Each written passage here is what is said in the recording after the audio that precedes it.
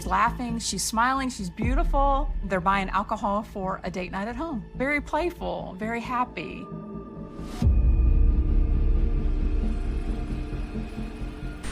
They noticed a half-naked body lying in the road. There was a laceration to the head, and there was a significant pool of blood.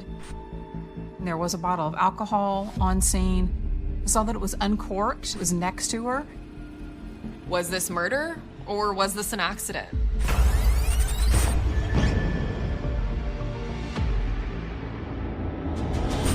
Kat belonged to a members-only type of website service. She was a beautiful woman, and one of the ways that she made money was selling pictures of herself. It's one of the dangers of having a following on the internet. There are bad followers out there.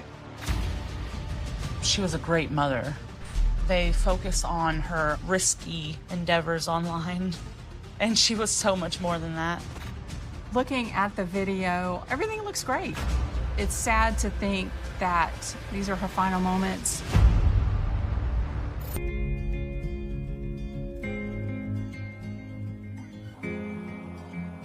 January 2018. For Kat and Jeff West, the quiet Birmingham, Alabama suburb of Calera is the perfect place to raise a family. Kat was a very special person, and her energy was magnetic. Everybody was drawn to her. Jeff was a very nice guy. He was very approachable and super sweet. It seemed like a match made in heaven.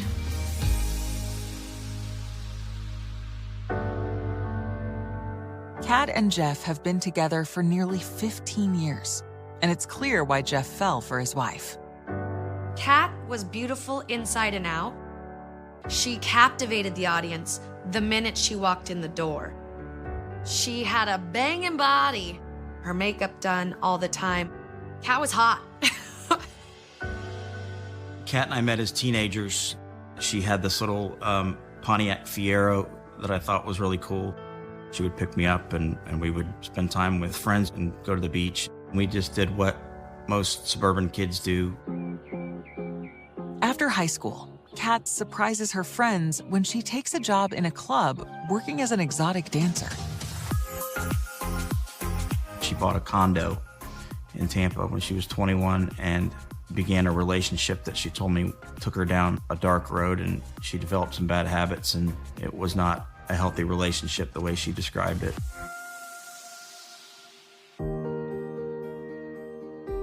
But when Kat turns 29, a chance encounter turns her life around.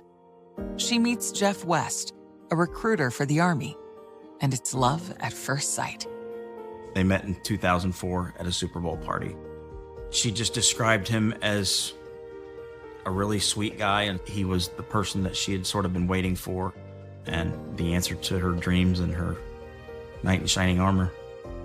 Her life changed.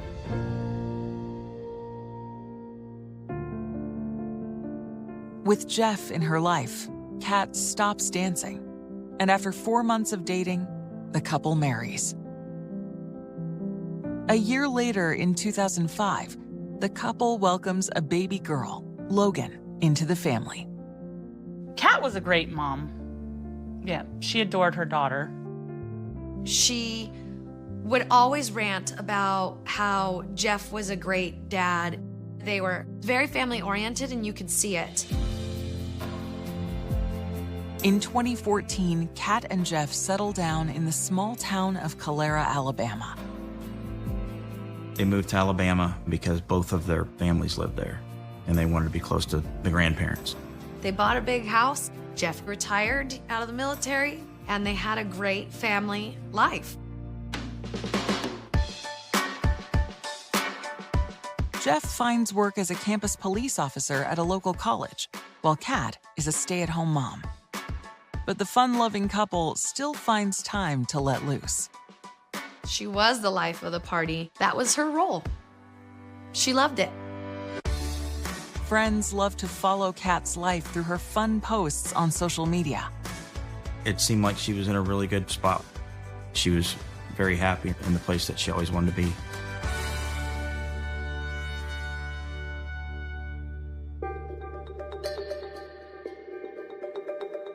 January 12th, 2018. Kat and Jeff are heading out for a date night. They dropped their daughter off at her grandparents' house, and they were going to have a good night. Kat's parents and her daughter have no idea that this is the last time they will see her.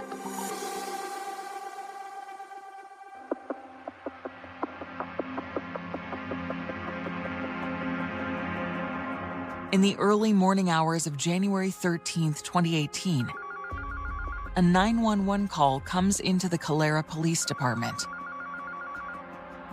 Around 5 a.m., a young woman living in the neighborhood noticed a half-naked body lying in the road. The neighbor calls 911, and Calera Police Department rushes officers to the scene. When they got there, they saw a female body and nothing but a pink bra. The body is half in the road and half in the grass. There was blood around her, and there was a bottle of absinthe right next to her as well.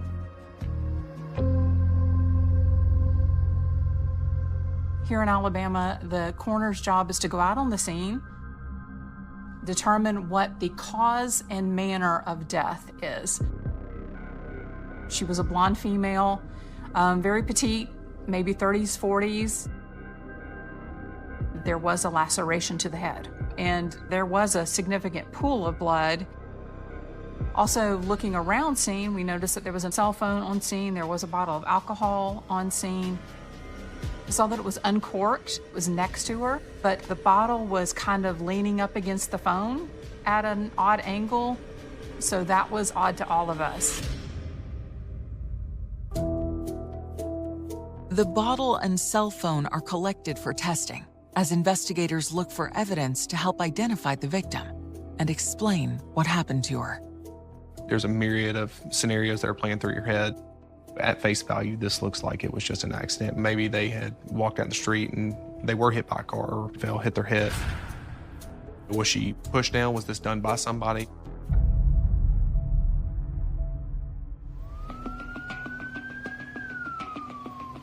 As police examine the scene, a local resident tells officers they recognize the woman as their neighbor, Kat West, and points out her home right across the street. As detectives approach the home, they see that the door is open. Jeff West appears in the doorway. The detective could tell that he was visibly shaken. The investigators gently begin to interview the distraught man. He had started to kind of detail their previous date night.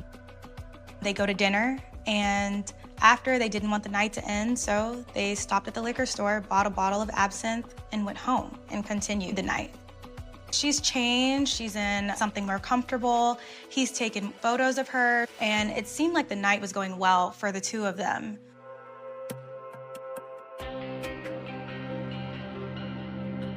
Jeff tells the investigators that he and Kat returned home around 9 p.m., and he had shared some photos from their fun night together on social media, including one of the bottle of absinthe they were drinking.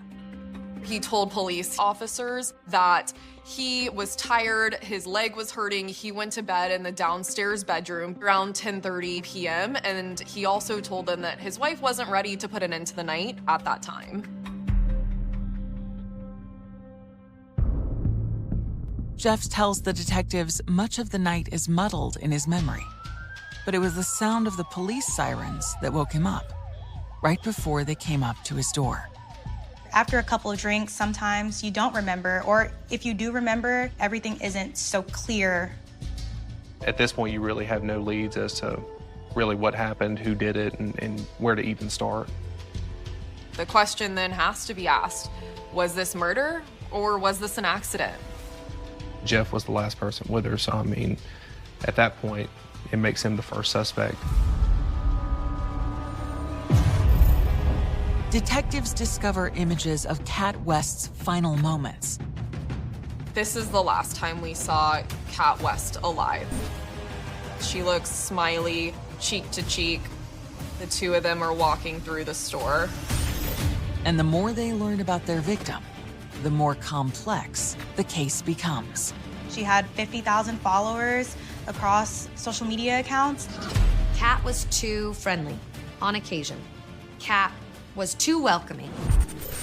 And I feel that probably could have backfired at some point.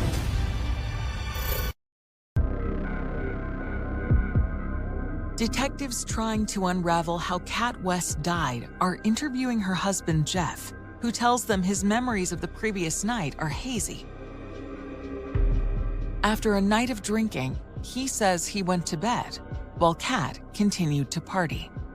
This couple went to have dinner and drinks. They went to a liquor store. They went home to drink more. So I think it's more than fair to say alcohol had an influence in what recounting these events looked like. But as the interview goes on, Jeff does admit he remembers one other thing about the night. Jeff told officers that he was a little aggravated that she was looking at her phone too much. He told police officers that he felt like she was not paying attention to him. He threw her phone outside, and he went to bed. He was off. Jeff told officers she could have went outside, fell as she was trying to get her phone, or it wasn't unlike her to go outside in the middle of the night after drinking and jump on the trampoline. If she was jumping on the trampoline, which was in their yard, we would have seen a trail of blood. The police department had to rule that out. Maybe she got too intoxicated, walked outside, tripped and fell and hit her head, and nobody knew about it. They were both intoxicated. Maybe he had passed out before she had come back.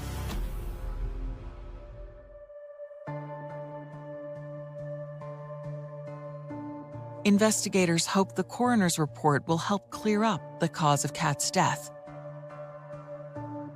As detectives wait for the report, Jeff takes to social media to let the couple's friends know what's happened. I saw a post on social media that said, "Rest in peace, Kat West."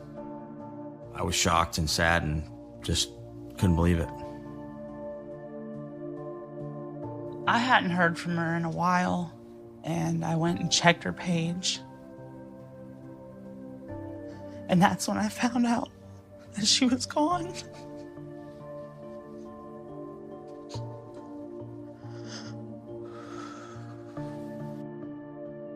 I immediately reached out to Jeff and said, "Wait, what? What happened?" He spelled it out for me. He didn't remember what had happened. He woke up with the dogs barking and his door open. The cops were at his door. I was shocked. He was worried about his daughter and getting life moving forward without his wife, her mom, Kat, being in the picture. The coroner's report comes in the next day, January 14th. It doesn't give the detectives the clarity they are hoping for. Forensics came back with the autopsy report, and it was determined that she died from blunt force trauma to the head.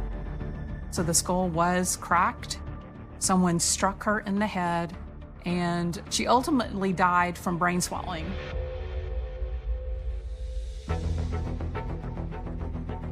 Looking at her laceration, it was about 2.5 inches long. It was on the side of her head, just a few inches from the top of the head. Where she had the laceration, it's almost impossible to get by falling down, and there was nothing out there for her to hit her head on. So we knew that did not happen.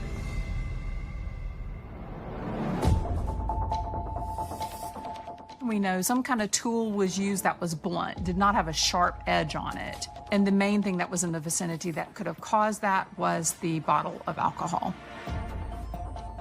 There was a bottle of absinthe next to her that had a small chip in the base of it. So the liquor bottle is very heavy. If you strike someone with that type of glass, it will not break. And there was some blood smears on the bottle that were Kat's blood.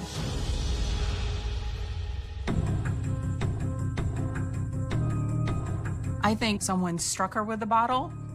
So you think, what happened? Did somebody come in? Was this just a stranger in the night, or she, by happenstance, end up with somebody on the street?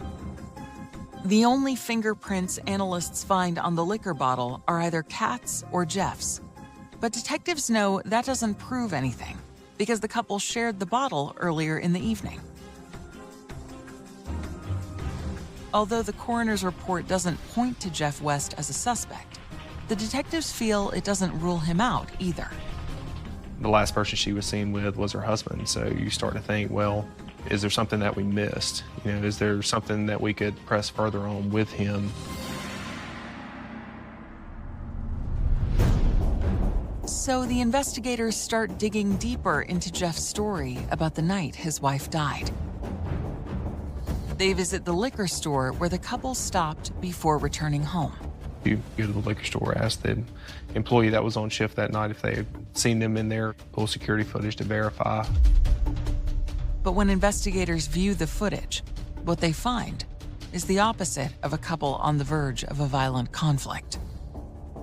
You can see Kat West. This is the last time we saw Kat West alive. The two of them are walking through the store. She looks smiley, cheek to cheek. Jeff West slaps her butt. It honestly leaves you with more questions than it does answer any of what might have happened.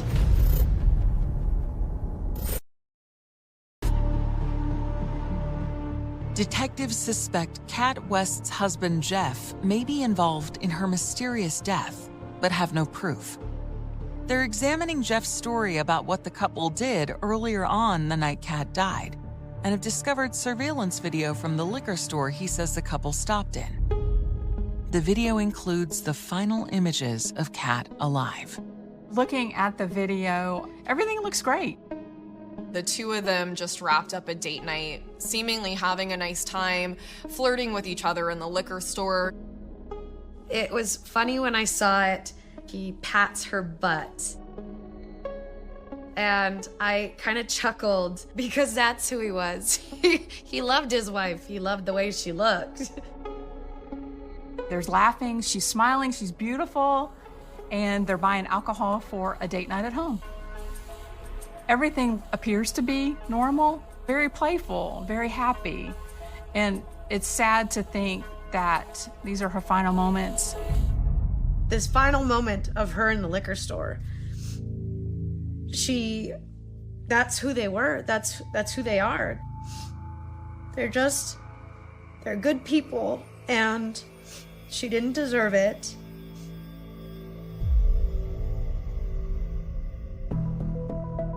The footage seems to corroborate Jeff's story that he and Kat are simply enjoying a fun night out. Detectives don't believe the images show him acting like a husband who will kill his wife in a few hours. It looks like his entire story checked out and that they did indeed have a fun night together, and that was it. There's no reason we should list him as a suspect. Kat's friends are equally convinced that whatever happened to her, Jeff isn't to blame. He never seemed overbearing. Like, I never heard them argue or anything. They just had an interesting relationship, but it seemed like in a really good way. I don't think there's a harmful bone in Jeff West's body. I've never seen Jeff be an angry person. I've never seen him act in anger.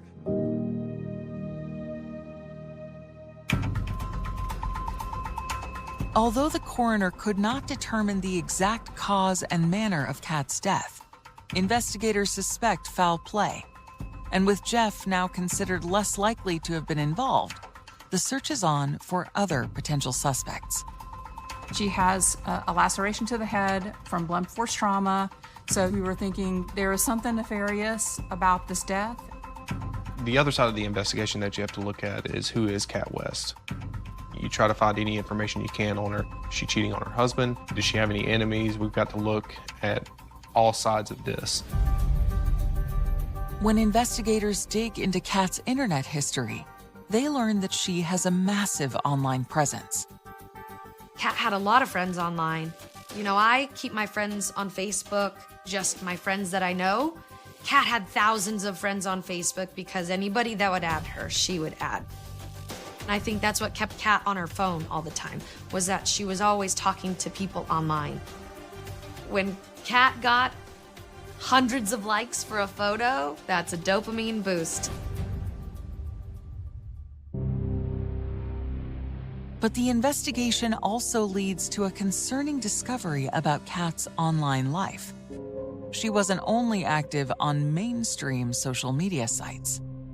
One of the things that came out was that Kat belonged to a members-only type of website service, that she would take pictures of herself in lingerie, maybe even provocative type poses, and was selling pictures of herself.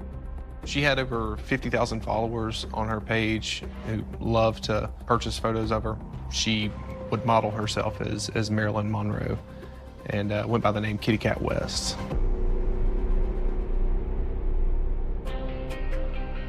She had told me that she sold her photos online, and she showed me a couple of them. I was shocked to see what I saw. They were revealing in nature.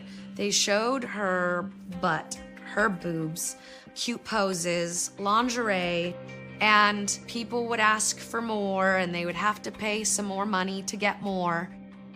She was open about it, and Jeff knew it.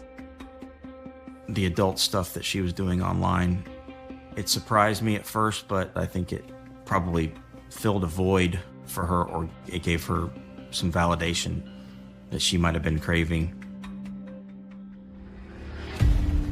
Detectives realized that any one of Kat's 50,000 plus followers could have taken an online fantasy about Kat too far. As a woman, when you are beautiful and you are showcasing yourself to these people, having a lot of followers like that, some of them may think they know you. Some of them might try to find where you live or where you frequent. There are bad followers out there. It's one of the dangers of having a following on the internet. Kat was too friendly on occasion. Kat was too welcoming. I think Kat could have gotten herself into some sticky situations, and I feel that probably could have backfired at some point.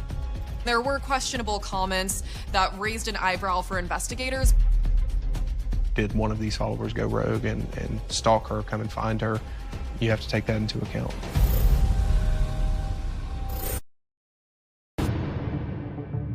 The investigation into the death of Kat West has taken an alarming turn after investigators discover her photos on an adult website with thousands of subscribers, any one of them a potential suspect. You see this blonde bombshell.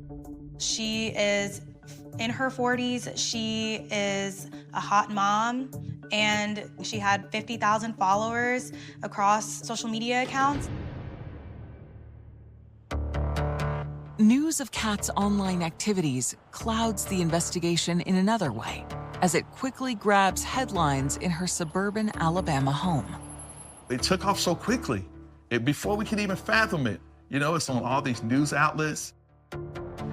I was a digital content producer at a news station in Birmingham at the time. In Alabama, it's conservative, it's the Bible Belt. A woman like Kat West, being a cam girl or an online selling nude photos, that is not your typical mother in this town. And it raised a lot of eyebrows. There was a lot of victim blaming that she somehow contributed to her death. Her background of what she did was frowned upon.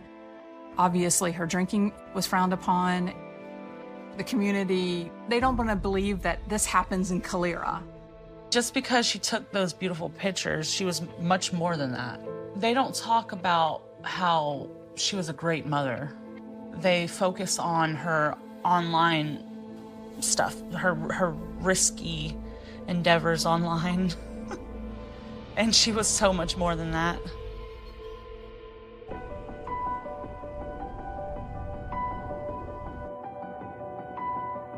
Investigators begin digging into Kat's vast pool of online followers, searching for anyone who might raise a red flag.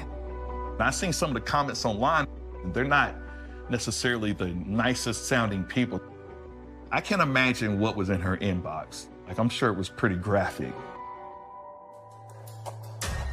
Calera Police Department did a fantastic job and took their time to go back to her website to find out who was subscribing and literally check out every one of her subscribers. You've got 50,000 followers to sift through and try to see if there's any case to be made on that. But after 2 weeks of digging, investigators cannot find anyone among her online subscribers who might have been in the area the night Kat died. Those people were ultimately ruled out and not considered suspects in this case. Detectives are back to square one with no suspects. As they review their case, given the new information about Kat's online site, they can't help but wonder whether they dismissed her husband, Jeff, too quickly. Kat West taking nude photos and selling them online also raises the question, how did her husband feel? But investigators discover that once again, there's nothing to support suspicion of Jeff. She wasn't living a double life. Jeff, he was very aware of it. Even her parents knew about it. His parents knew about it. So it wasn't a secret. There had to be someone behind the camera taking those photos. And sure enough, it was Jeff. He's in adoration of Kat and posting how hot she is. And so at that point, you're really not considering him as a suspect as much as you were before. He didn't seem to mind at all. In fact, at one point, Jeff told me, that's how she makes her money and makes herself feel good. That's fine.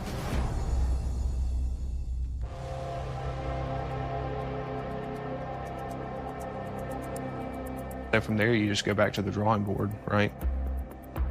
When detectives go back to their case file, they discover something curious, something they believe deserves a closer look. The Wests had an ADT security system at their home, and that provided some telling information. It had a log of when their front door opened and closed. So by Jeff's story, he went to bed at 10:30 that night, but when they checked his security, that's where they started finding out that the timelines of the events that he described, they weren't exactly matching up.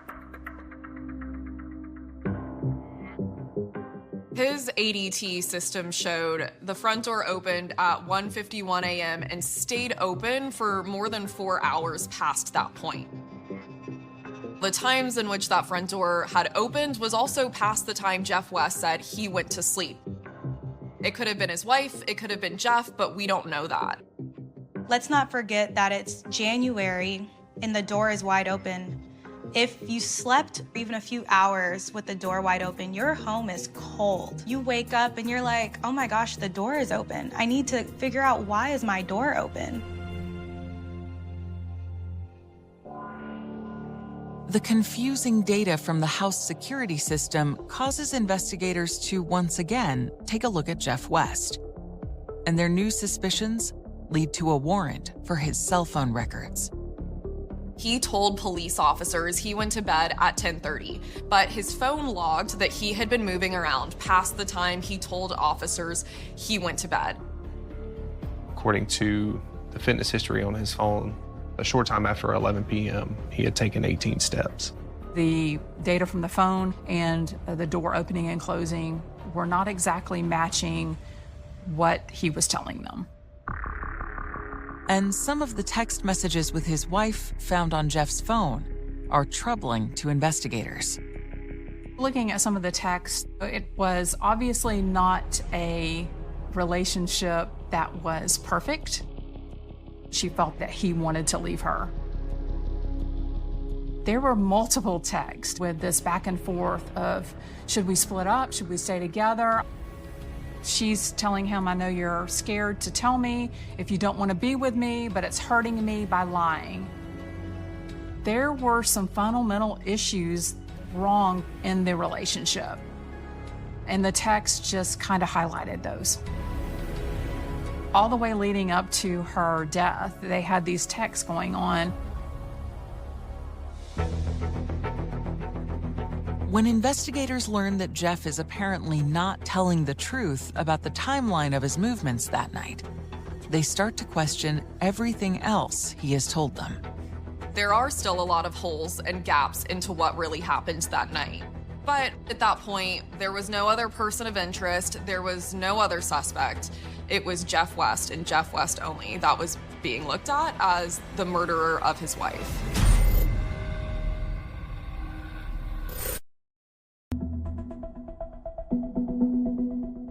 Investigators in Calera, Alabama have found evidence that contradicts Jeff West's story about his actions on the night his wife, Kat, died. After ruling him out earlier, the detectives are now again looking at him as a potential suspect. Jeff had said that they had gone out on date night. They had come back home. They had taken pictures for her social media. They were in an argument about the phone because she was on her phone quite a bit. And he had gone to sleep and didn't know where she was. He said his leg was hurting from a former injury he sustained in the Army, and so he went to bed, and Kat stayed up from there.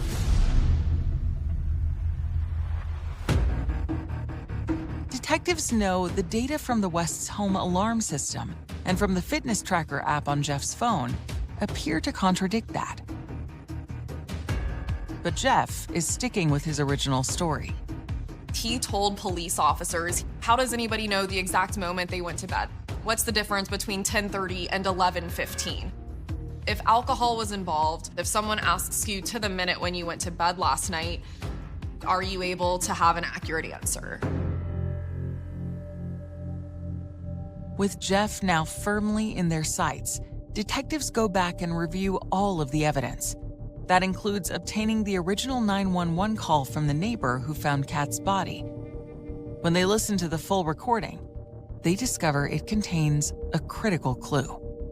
When she called 911, she asked had anybody already called this in, because across the street, she could see a man pacing in his home and the door was wide open. This statement contradicts what Jeff West told police officers, and that was that he was awoken to the sound of sirens, which were not there yet.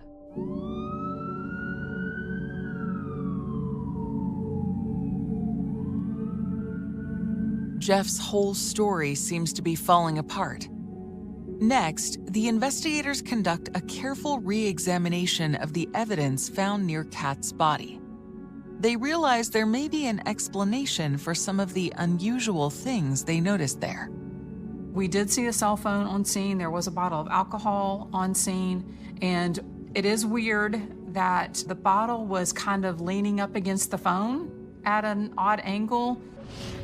You would think if you were intoxicated that the bottle would be just randomly down on the ground, not propped on the phone.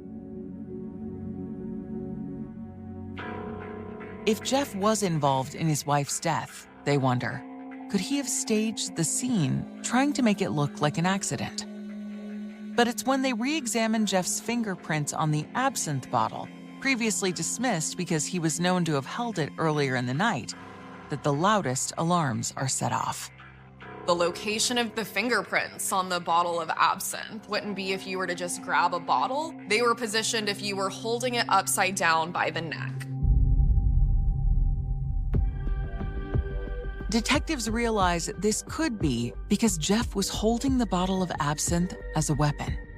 And they now put together a theory of what they believe happened the night Kat died. Probably Kat was on her phone and that irritated him, and Jeff threw her phone outside. And then afterwards they took pictures and she only had the bra on. And obviously something went wrong. Probably her asking where my phone is. And she went out to find the phone. He followed her out there and things escalated.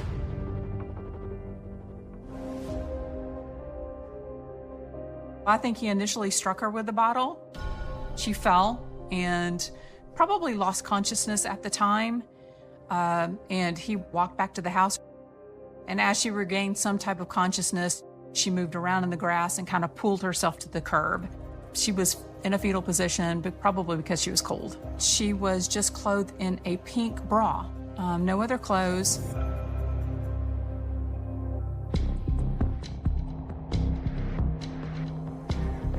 Afterwards, the investigators theorize Jeff tried to cover up his crime by staging Kat's cell phone and the bottle next to her. Obviously, there are some holes in his story, and as it progressed, the holes became bigger. So about 5 weeks after the cat was found on the street, Jeff was arrested for her death. Despite having only circumstantial evidence, on February 23, 2018, police charged Jeff West with murder. Jeff continues to insist he did not kill his wife, and many people believe he is telling the truth.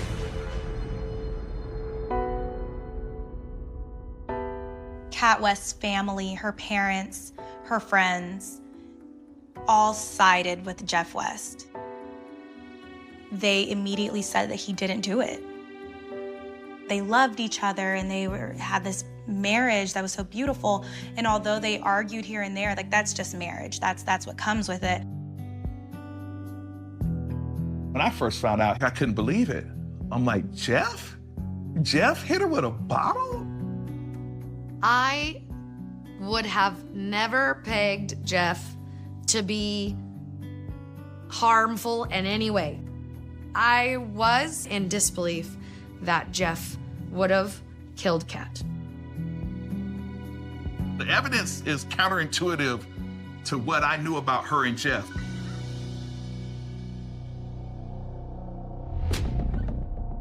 Hoping to avoid a lengthy trial with an outcome they can't be certain of, prosecutors make Jeff an offer. He was offered a plea deal from the prosecution for time served plus 2 years probation. He turned that down. So you're turning down that for possibly spending years in prison. It made you wonder, is he really innocent? Maybe he didn't do it.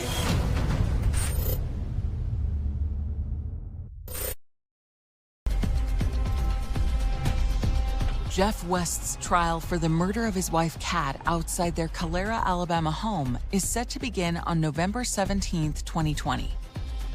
Jeff was offered a plea deal where he would serve time at a lesser charge. He would get out of jail earlier, prison earlier, but he did not want to do that. He wanted to pursue a jury trial and still maintain his innocence.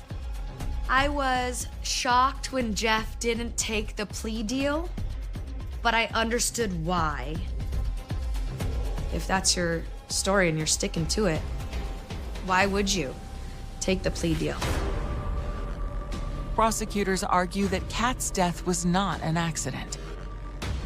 That Jeff West bludgeoned her to death with an alcohol bottle following an argument. The most damning testimony that was given was the medical examiners, who said that she could not have died by falling.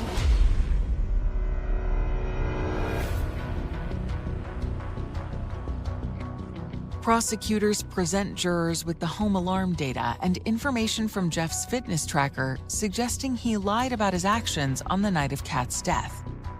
They display the texts showing a troubled marriage.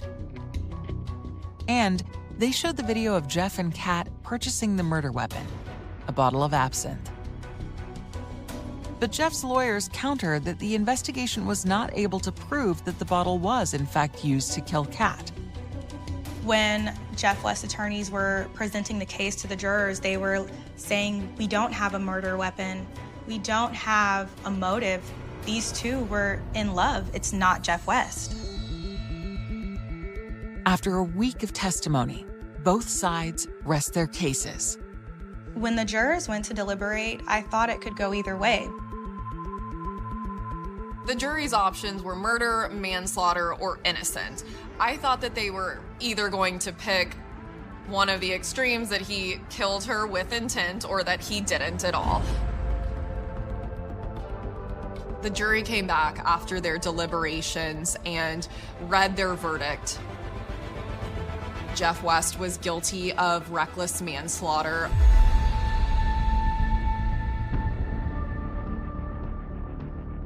Jeff wasn't necessarily planning for this to happen. They had gone out, they had gotten drunk, they had gotten disgruntled about something and maybe gotten into an argument wasn't premeditated murder. It was more of a reckless killing. To see them fall in that middle ground that he was responsible for killing her but did not intend to was interesting, because that wasn't a story told by the prosecution or the defense. The defense is over here saying he didn't do it at all. The prosecution is saying he did and he meant to. The jury decided neither of those narratives held true. Jeff West was sentenced to 16 years.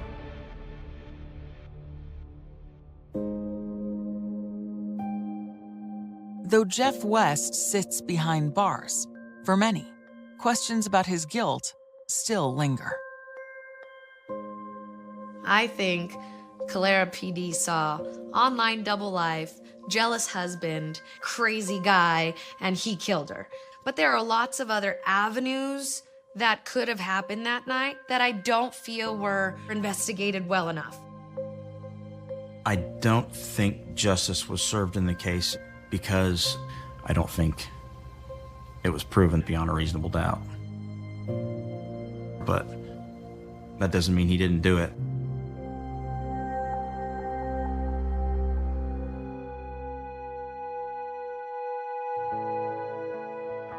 The thing I miss most about Kat is her glowing attitude. She was always there as a friend.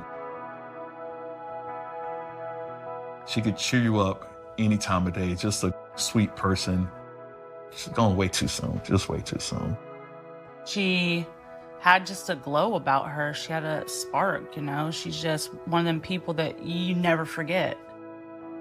I got to say goodbye to Kat and Jeff when they were leaving to Alabama, and I remember giving her a huge hug, and she was happy to be going home. And the light in her eyes was telling.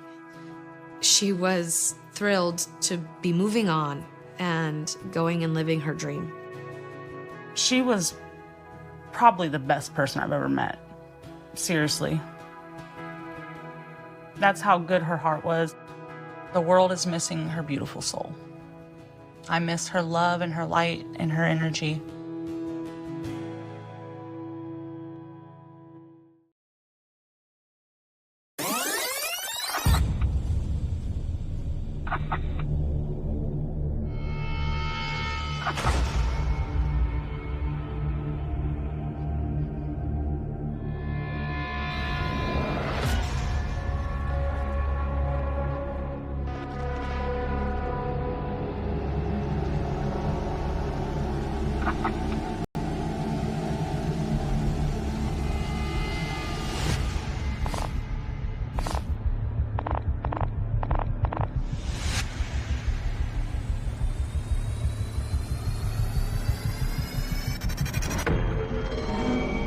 When they showed the story on the news, I started screaming. I had to literally get up and walk away from the television. He was the brother I didn't have but always wanted, and I didn't have him for long enough. It's very rare, obviously, to get surveillance footage of an actual murder. They don't get any money. They didn't gain anything out of what they did. It was just senseless. The trail became cold, and we were desperate for a lead. Investigators wanted to dust the counter for prints, but everybody that comes in there could touch that counter. The culprits are either going to mess up or somebody gets in trouble and wants a deal to help. It's fall 2004 in Richland County, a sprawling region in the center of South Carolina. 24-year-old Willard Grandstaff is hard at work at the Kangaroo Express convenience store. He worked all the time. It seemed like he never had a day off. I'm Lexi Reister, and I'm Will's cousin. Will ran the cash register at the Kangaroo. He cleaned and front-faced the shelves. He would stock the coolers. He would count the safe down and make sure the drawers were whatever their drawers were supposed to be. When Will did anything, he always did it wholeheartedly. He was a little bit of a workaholic. He never complained about the store, and He never complained about going into work. It's like the store became a friend to him. My mom and my dad were managers, and they ended up training Will.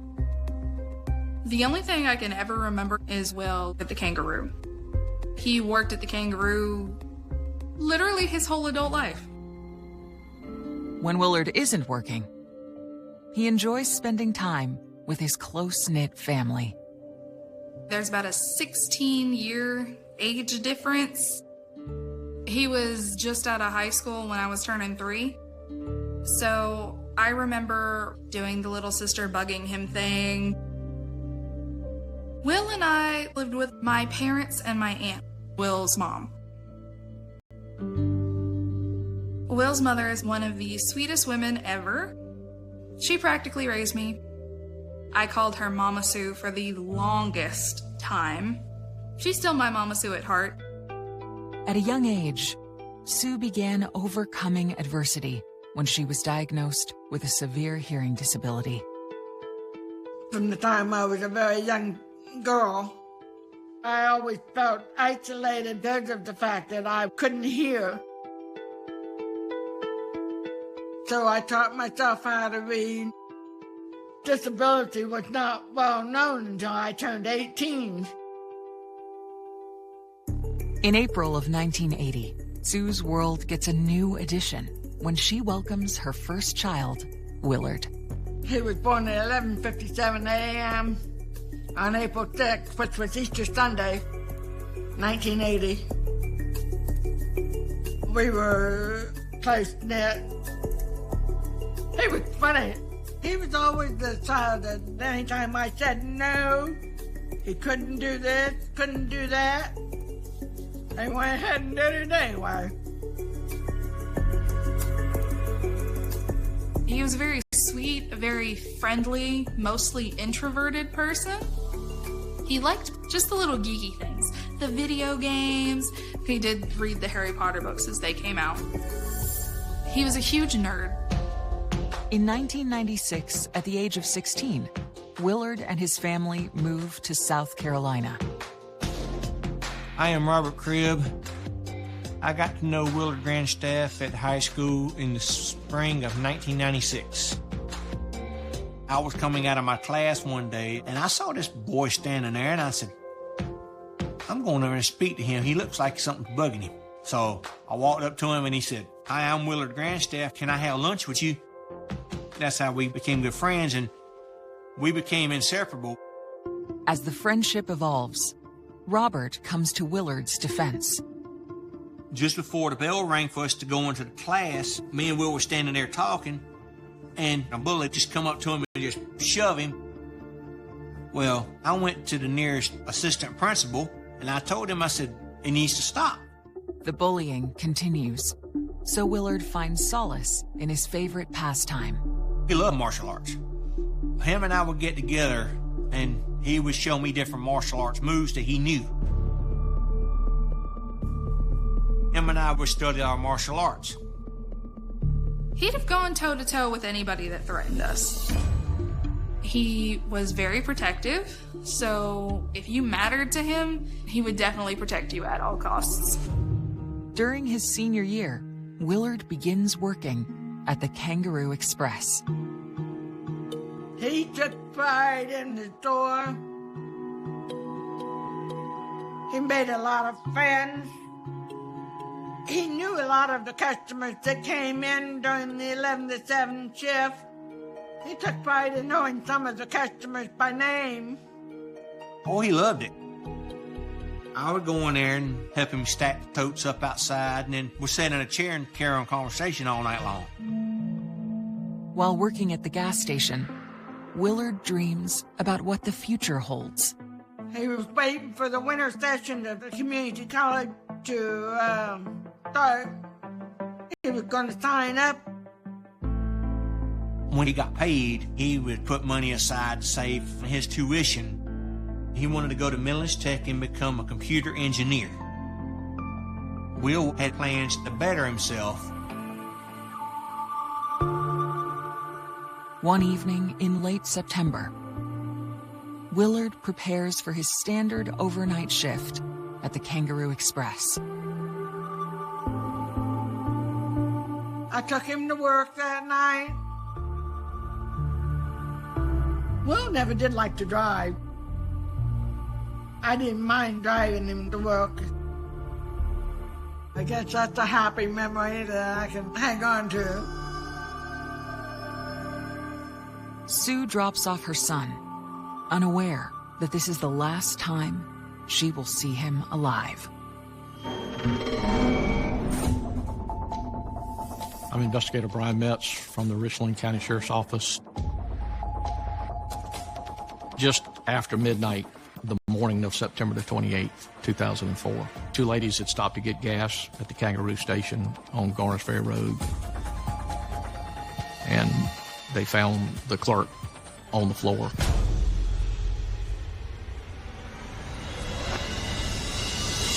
With blood around his head. Critical clues buried in Willard's final moments. The accomplice was laying in wait. They knew he was somewhere. An inside tip suggests a surprising motive. To go take that next step into murder is unusual. It's starting to look like there was some type of beef or argument with Willard. And an unlikely witness unlocks the crime. In this particular case, he was at one tip that possibly changes everything. On September 27th, 2004, while 24-year-old Willard Grandstaff prepared for work, he spoke to his best friend in one of his final moments. I told him, I said, Will, you don't need to go to work. I got a funny feeling something's going to happen. I don't like Will to be out working after dark because I don't trust people out there. He said, Robert, I have to go to work. There's nobody that can work my shift for me. But Willard didn't have a lazy bone in his body. Well, I couldn't talk him out of it, and he went to work. He said, I'll call you at 12:30 a.m. to let you know that I made it to work safe. Well, 12 midnight come, 12:30 came. I'm laying in the bed waiting for the call. My phone never rings.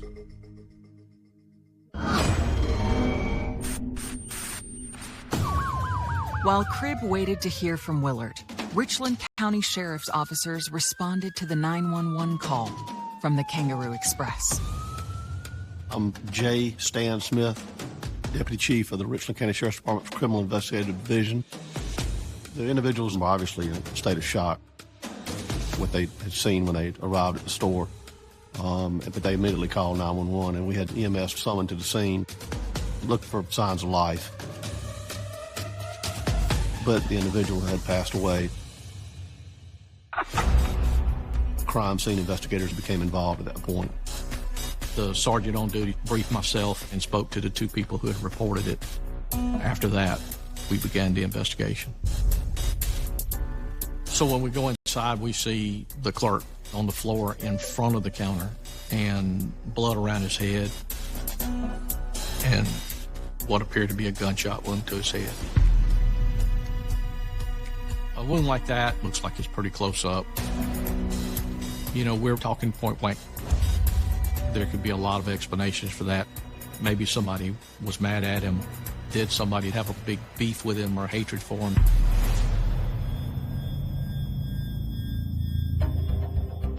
The victim had identification on him, and we were able to make contact with the management of the store relatively quickly. So we confirmed his identity through management. We were able to identify that the clerk was Willard Grandstaff. Willard's uncle was manager at the store, and he assisted us while we were there. It's never good to have a person as young as Willard die. It's never easy on a family when something like this happens.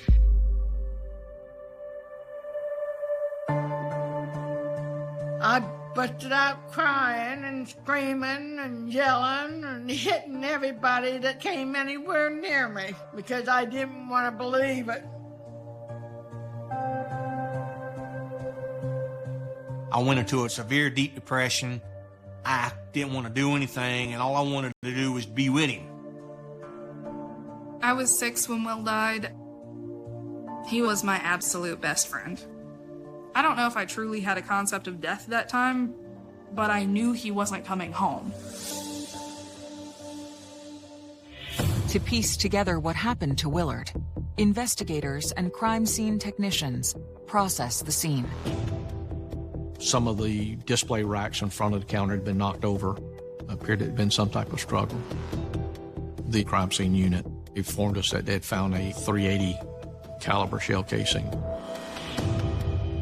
The shell casing, that's very significant in any investigation because, first of all, it tells you what gun you're looking for, and then ultimately, if you recovered a weapon, you could match it ballistically to the shell casing. After bagging the casing, investigators spot something in the storeroom.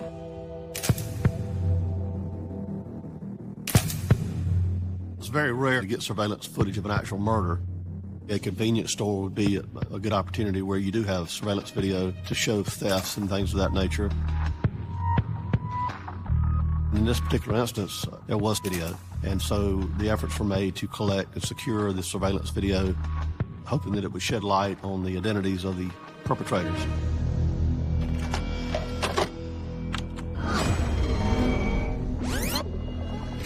We could see that Willard was doing cleanup in the store and then had gone to the back of the store to stock the coolers. He was busy doing his job. Shortly before midnight, two males come in, larger male and a smaller male. Both of them are dressed in darker clothes. Their faces are covered. Both of them are carrying handguns. The larger male is an African-American male. The other one was hard to tell, not enough skin showing. He could have been a light-skinned African-American. He could have been white. The two suspects separated in the store. The accomplice was over behind a rack. They obviously did not see Willard when they first came in. They knew he was somewhere, and they figured he would emerge. So the lighter-skinned male goes behind the counter to the cash register, and then there was like a back office. He looked like he was looking probably for the clerk. The heavier-set male stands in front of the counter, I guess more like a lookout. Police continue watching as the masked gunmen move through the store before Willard suddenly emerges.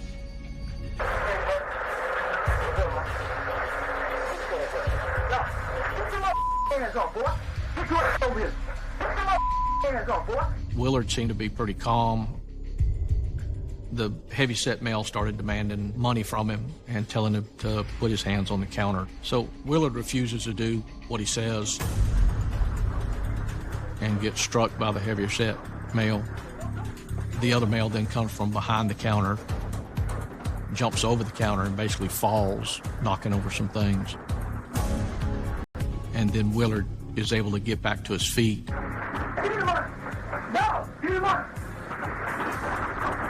They are sort of incredulous as to his refusal. No! No! You heard me, no! And that's when the shooter takes a look out the front door.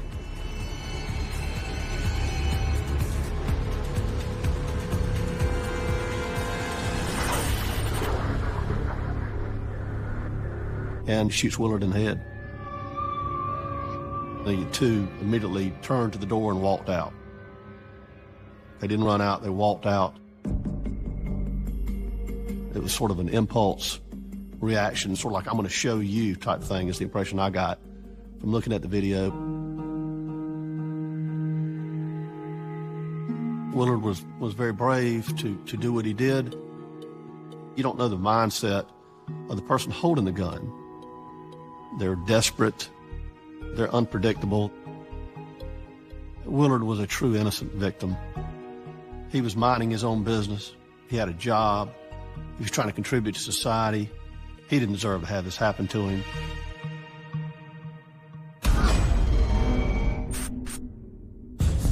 While rewatching Willard's final moments, Metz catches a glimpse of something of interest through the store window.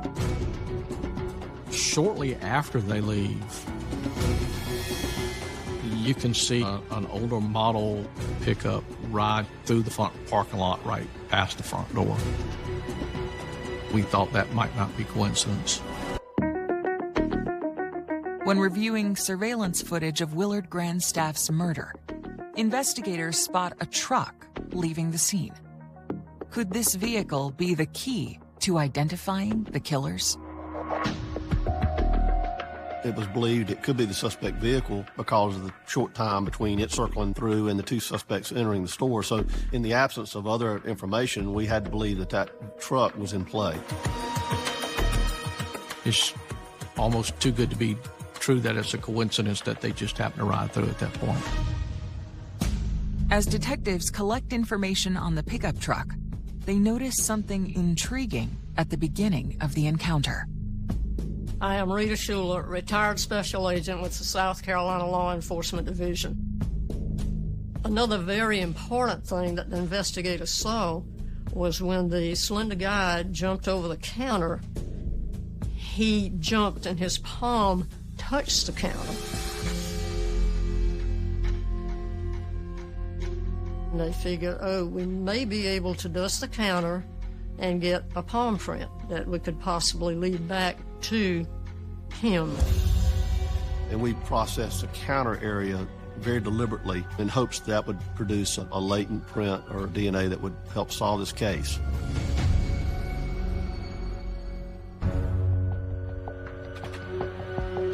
While awaiting results from forensics, something about this crime isn't sitting right with investigator Metz. The one thing that got me was just the callousness of the way he was shot. It was totally uncalled for. There was no reason behind this. After they shoot Willard, they leave the store. They don't get any money. They didn't gain anything out of what they did. It was just senseless. The close-range nature of the shooting leads Metz to reconsider an earlier theory from the crime scene. When you're looking at a case like this, you have to look at if there was anybody that had some type of beef or argument with Willard. An individual may come in and try to steal a 12-pack of beer, but to go take that next step and to murder the clerk is unusual.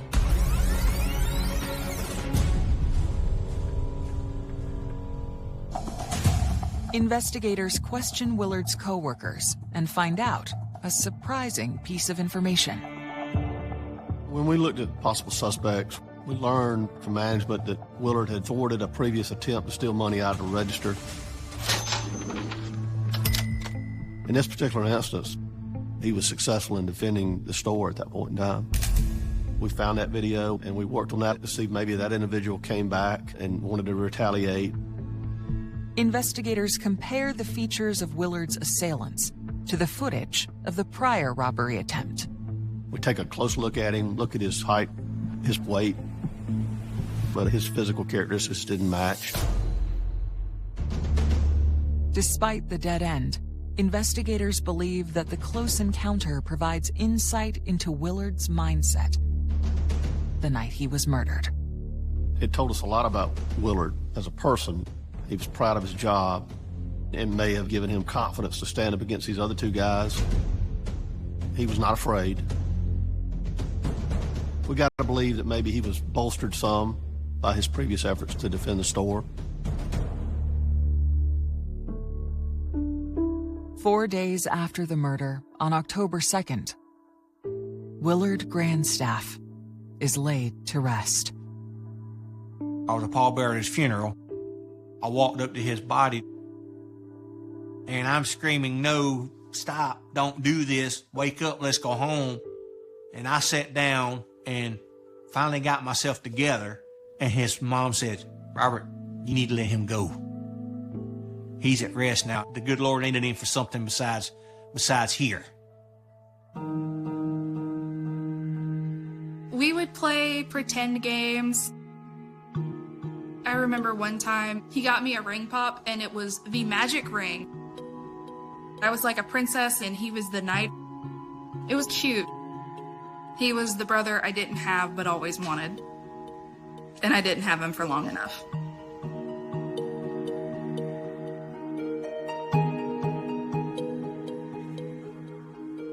I think everybody remembers him in their own way.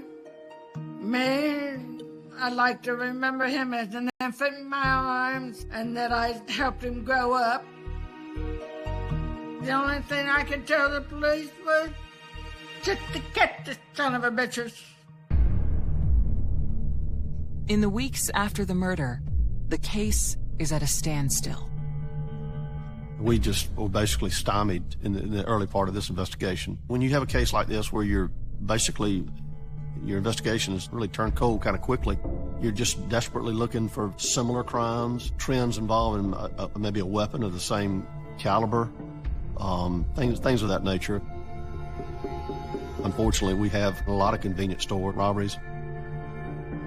Anybody that we learned about that's committing, violent armed robberies and shooting people would have been subjects of interest in this investigation. We had to look at everything. Investigators then get a call with a promising tip. Another agency gave us a lead on some people that were committing some other burglaries in the area at the time. Shamik and Prince. The Half brothers were on the radar because they had been in the South during that time period. Investigators reach out to all police agencies in the area, gathering as much information about their new lead.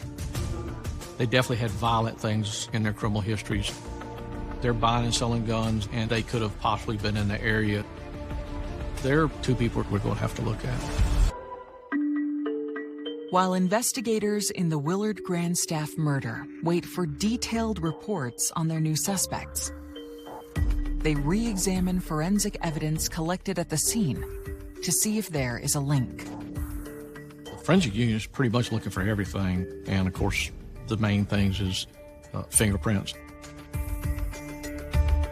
Well, when you examine the surveillance video, obviously you're interested in surfaces that may have been touched. DNA is so sophisticated now that skin cell tissue can leave what we call touch DNA. But it's very hard when it's a public store like this. Everybody that comes in there could touch that counter. You basically get a mixture of DNA that's unidentifiable exclusively to one person, and it's virtually impossible to isolate it. I'm John Metters, and I was in charge of the prosecution in the murder of Willard Grandstaff. Unfortunately, there weren't forensics, there wasn't DNA. There weren't fingerprints. There may have been one partial palm print, but was not something that law enforcement could use. With no viable forensic evidence, detectives reach back out to the agency that provided the tip. At that point, we'd deal with investigators. We would have them take full body pictures, showing tattoos or anything, and then start doing a comparison there to see if things match up. Investigators' search for the suspects takes a turn when they receive a new update. We find out at the same time as Willard was killed. The Half brothers were incarcerated in another state. Both of them were caught up north somewhere. At that point, they were eliminated because we knew they were committing crimes at other places at the time that this murder occurred. The trail became cold, and we were desperate for a lead. We were at a dead end. Months after Willard's murder, the investigation is at a standstill, and his family is still on edge. After Will was murdered, I know that my parents made extra sure to lock the doors and double check before they ever went to go do anything. I think they were worried. My mom worked at the store. I wanted my mom to come home. I didn't want her to get hurt. I worried a lot that someone else was gonna die. I try not to think about that store, ever. With little else to go on, investigators make a bold move. The sheriff's department decides to air this footage on the news, the local news channels in Columbia, in hopes that someone may identify the suspects or even identify this truck. When you release surveillance video or you make an appeal to the public, you'll take information from whatever source it comes. But not everyone is excited about the release of the surveillance video. I remember they brought the video over, but they wouldn't let me watch it because I was a child. And so to this day, I've still never seen the video. When they showed the story on the news, I started screaming. I had to literally get up and walk away from the television. I started crying, miss him. I wish he was still here. Days became weeks, weeks became months. During that time, law enforcement was working on it. They were getting leads, they were running down leads. They were still showing the video periodically, keeping it out in the public. But in cases like this, where you don't have a witness, what usually happens is that somebody out there, the culprits are either going to talk and mess up, or somebody gets in trouble and wants a deal to help. In March 2006, their luck begins to change. One of our narcotics agents had made an arrest of an individual named Chris Ellis, who had several priors involving narcotics violations, and this was going to be one that could create some serious problems for him based on his prior convictions. This individual reached out to the narcotics agent who was involved in his case, indicated to him he had significant knowledge about this murder. That was passed on to my lead detective and myself. Investigators agree to sit down with Ellis, who is currently incarcerated at the county jail. They begin by asking about his whereabouts around the time of the murder. Chris Ellis tells us that he's at home the next morning and that the shooter comes back to the house and gives him the gun and asks him to get rid of the gun for him. And describes to him what had gone on, which matched up with what had gone on at the Kangaroo with Willard. He had specific details about the actual crime itself. He knew the actual caliber of the weapon involved, which is very significant. There's one way to find out if Chris Ellis is telling the truth. After Chris's initial statement, we polygraphed Chris. A cold case may go back on the shelf, but there's always a possibility of pulling it back off when something new comes in. In this particular case, Chris was at one tip that possibly changes everything.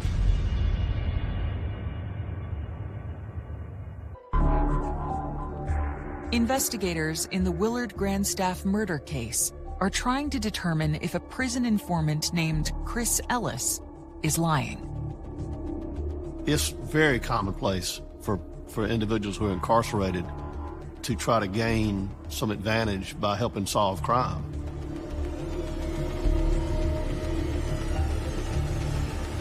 But Chris Ellis failed a polygraph. And what he was lying to us about was who was the heavier set accomplice. Well, after he failed a polygraph, he came clean about the involvement of his cousin, Lamont Ellis. According to Chris, his cousin was the accomplice to the shooter. Chris Ellis did not want to implicate his cousin, Lamont Ellis. That was the most significant mistruth that he had initially. Once we got through that, we were able to verify what he was telling us. What helped make him credible in my mind was that he was telling on a family member, which is not easy to do. Investigators push for the identity of the killer. Jaime Marrero is who Chris Ellis identified as the shooter. When we started checking into Jaime Marrero, we realized he had a violent history. He had been involved in another shooting, homicide, several years back where he was actually shot.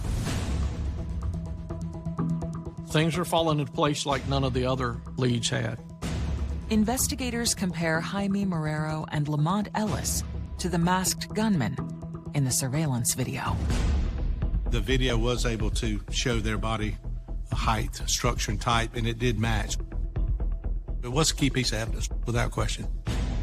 Jaime matches up to the smaller guy, and Lamont definitely matches up with the larger male. The two individuals matched the physical description of the two suspects to a T. Investigators ask Ellis about the pickup truck seen in the video. We find out from Chris that the truck had nothing to do with the case. We never were able to identify who was in the truck, but they were in one of their relatives' car and had been driving it that night. Now, to build a case against Marrero and Ellis, investigators zero in on a piece of potential evidence. According to Chris Ellis, Jaime Marrero came to his house, asked him to get rid of the gun. Chris told me that he had thrown the gun in a pond in the lower part of the county in a rural area. He had some connection in that pond because of a relative living close by. I went to the pond with law enforcement and Richland County divers. I learned ponds are some of the toughest thing to dive for because you can't see. We searched that pond for days, but were not able to recover it. Desperate for more evidence, investigators attempt to leverage their best asset. When you have a crime like this with a lack of forensic evidence or ballistics, and you've got somebody that's giving you a tip that's acquainted with the suspects, a pretext phone call is an investigative technique that is often used. It's a call that we record, and we attempt to get either a confession over the phone or acknowledgement to the crime. We set up a patch call where Chris called Jaime Marrero to see if Jaime's going to say anything incriminating. Christopher was able to get Jaime on the phone, and Jaime basically said, why are you doing this? Why are you talking to me about this on the telephone? If you called me and asked me about a homicide and was implicating me as saying that, tell me about what happened, I'd be telling you, I don't know, I wasn't there. And that's not what Jaime was saying. Which, in our view, was basically an acknowledgement, which was very significant. The content of the conversation corroborated Chris' information immediately. And that was significant to Chris's credibility. Then, the attention shifts to a different member of the Ellis family. Chris's girlfriend at the time was cooperative in the investigation, and she had some degree of influence on Lamont. Of course, Lamont finds out from the others that he's being given up. Communication is made with Lamont, who then calls into the sheriff's department and offers to come in to the sheriff's department. Lamont Ellis sits down with investigators to share insight into exactly how and why Willard died. That night, they had gone out to a pool hall that was right behind the Kangaroo. When they left there, Jaime was talking about doing the robbery. But according to Lamont, when Willard resisted, Marrero lost his cool. Lamont was pretty much upset that Jaime had shot the guy, said that was not necessary. After we got Lamont Ellis's statement and he fully corroborated Christopher's tip, that was enough for us to secure arrest warrants for Jaime Marrero. Willard's family is pleased with investigators' progress, but they find some of the case details shocking. The accomplice that was arrested, Lamont, my mom knew his mom and had kind of seen him grow up. So everyone was kind of surprised to hear that Lamont was involved. In a strange coincidence, Robert Cribb believes the events of August 4th were not Willard and Lamont's first encounter. Lamont was in Will's class. He pushed Will outside, and I said, no, Lamont, you need to stop and leave him alone. When they told me they had caught the killers, I felt relieved. I felt Will got the peace he deserved. Lamont Ellis is charged with assault and robbery. Jaime Marrero is charged with the murder of Willard Grandstaff. His trial is set for September 2008. This was a murder. This was a cold-blooded murder, and he needed to be convicted of that. On September 22, 2008, the trial for the murder of Willard Grandstaff begins. But there's a problem. I've been doing this a long time, and I love what I do. I love doing this job. But this case was not an easy case. There just was not any evidence, no forensics, no DNA. It was a tough case for law enforcement to crack, no question about it. Without something directly linking him to the murder, prosecutors fear Marrero will walk. We don't stop the investigation when the arrest takes place. We obviously wanted to build as strong a case as possible. One of the other significant parts of the investigation post-arrest were some jailhouse phone calls. One of those calls, Mr. Jaime Marrero was talking to his girlfriend, and as a result of that, law enforcement went and talked to her.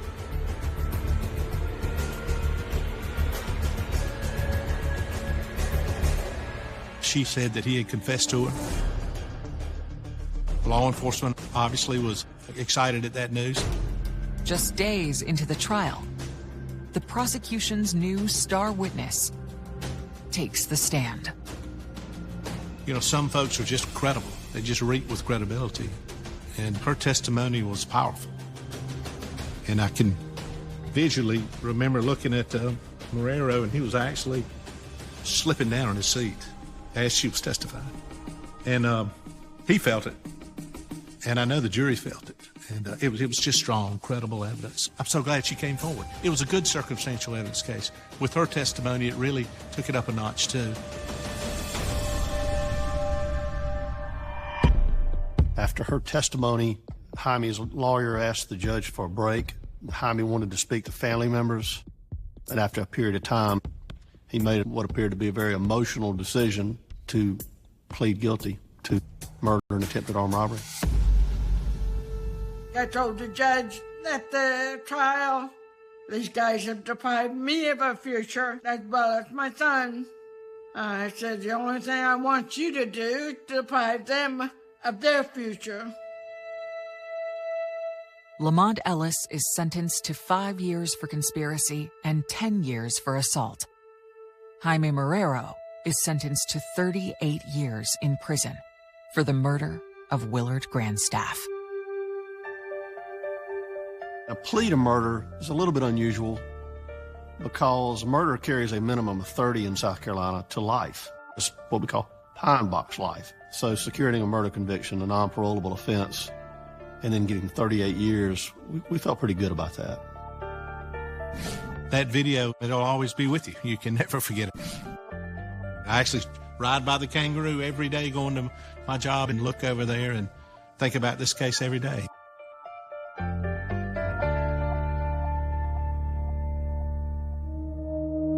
Willard's family remember the young man who in his final moments gave his life to protect the place that he loved. He showed love to everybody that came in contact with him. I've always been proud of my son. Everything he's done, everything that he wanted to accomplish, but didn't have a chance to. Yeah, I've always been proud of him for wanting to be something. But one regret that I have is that he's no longer around for me to continue being the proud mother.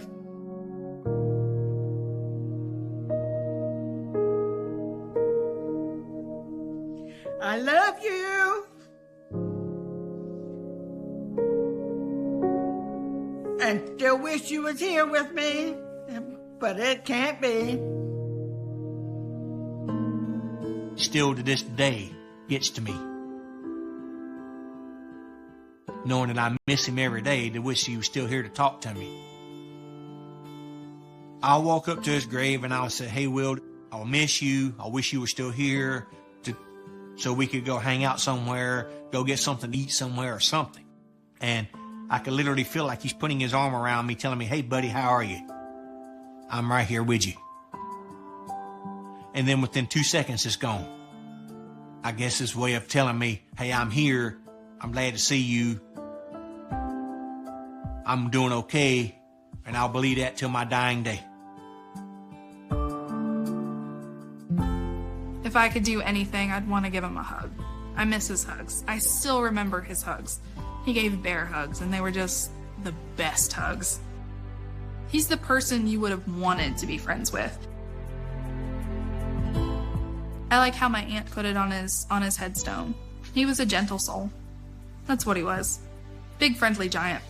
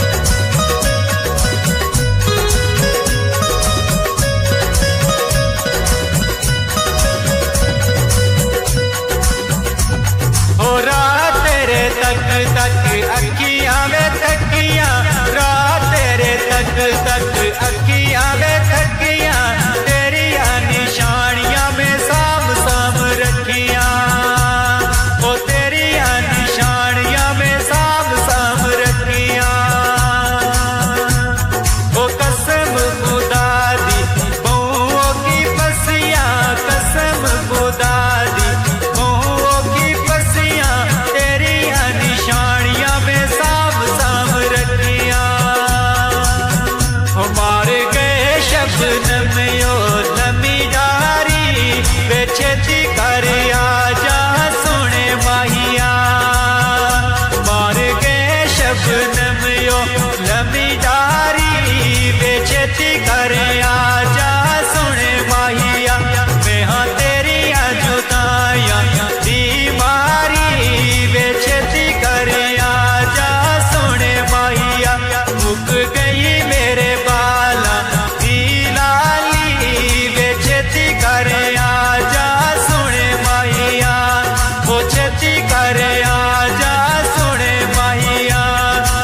रची कर आ